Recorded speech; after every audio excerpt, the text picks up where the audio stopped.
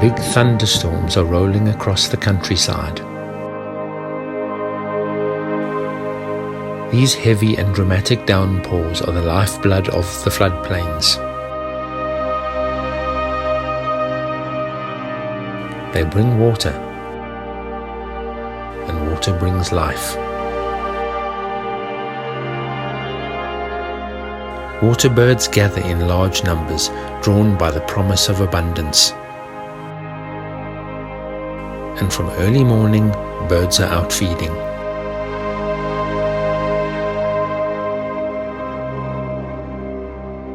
Spoonbills use their oddly shaped bills to filter the water for insects and other aquatic vertebrate.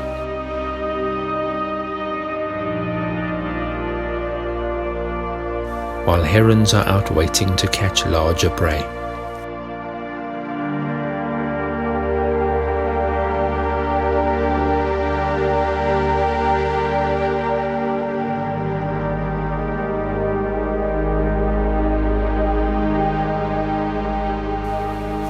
And the vast floodplain, stretching in all directions, supports an equally vast number of ducks. White-faced whistling duck head out from their roosts to feed.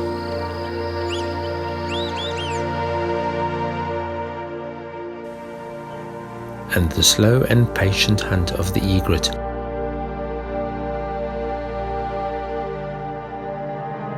hoping to feast on the booming numbers of catfish.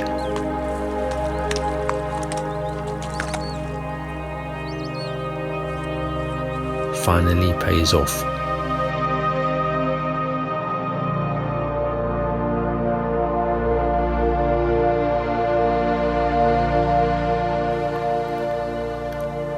This year, the floodplain of the Nile River is no exception to these events.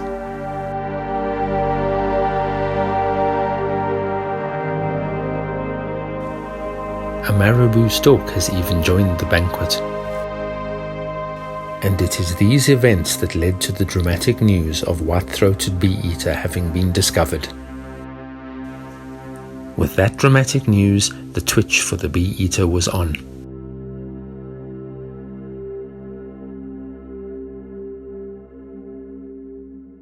And Vogelfontein was our first stop.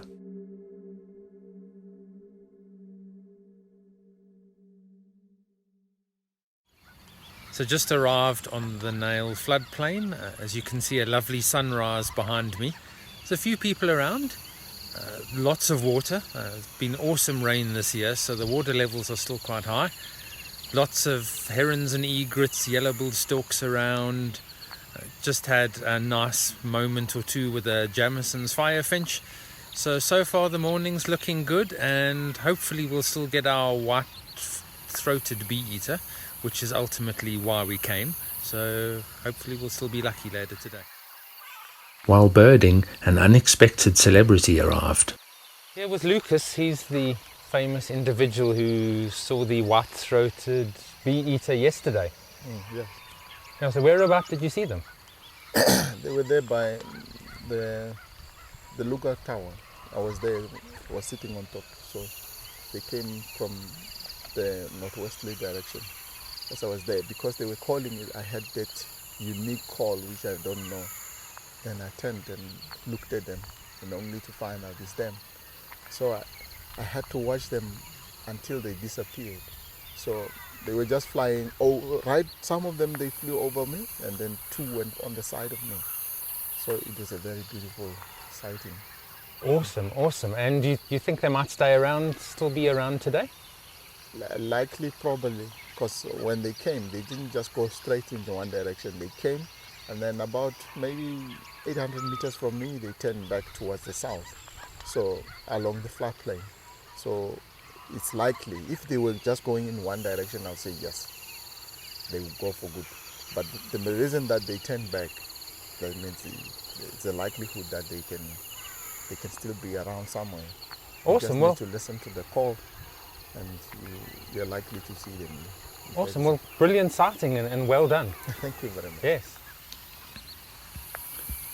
Floodplain inspected, it was time to visit the reserve. Just arrived at Nylsvlei Nature Reserve at the main entrance. So we're finally going to start looking for white-throated bee-eater. Had a nice chat just now with Lucas, so he's given us some advice and hopefully we'll be equally as lucky as he is. And yeah, good morning. It's been an awesome check-in experience. Staff as usual are lovely, efficient and very friendly, so it's really been a good experience so far entering the reserve. So hopefully we have a good morning.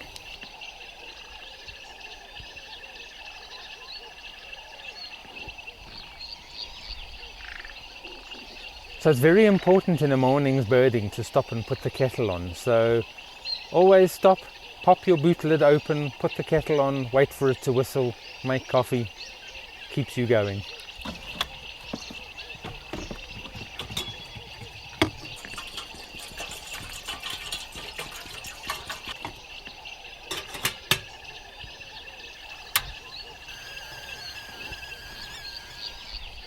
So this sort of habitat is very typical of the habitat you'd find flycatchers in, and particularly spotted flycatcher in the summer months.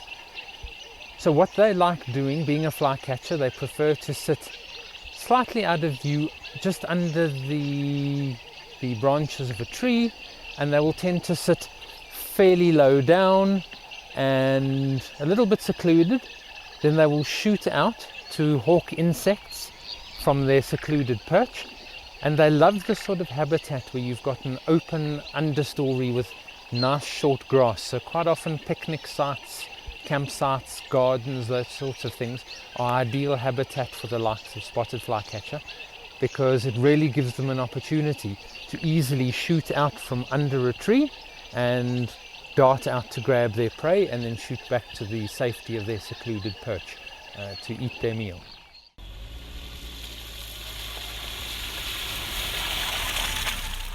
So I'm standing here by a very flooded and beautifully full floodplain. As you can see, there's tons of water behind me. And normally what would happen is the area behind me over here is where you'd park to go to the bird hide. So it's pretty much extremely difficult to access the bird hide at the moment unless you're prepared to wade. But it really is an awesome sight. Nylsvlei isn't only about water birds, and its woodlands add to the rich diversity of bird life.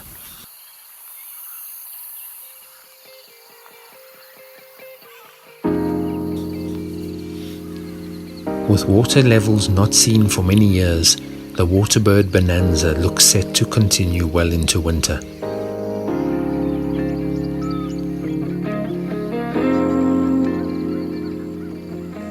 This is a phenomenon not often seen in these areas.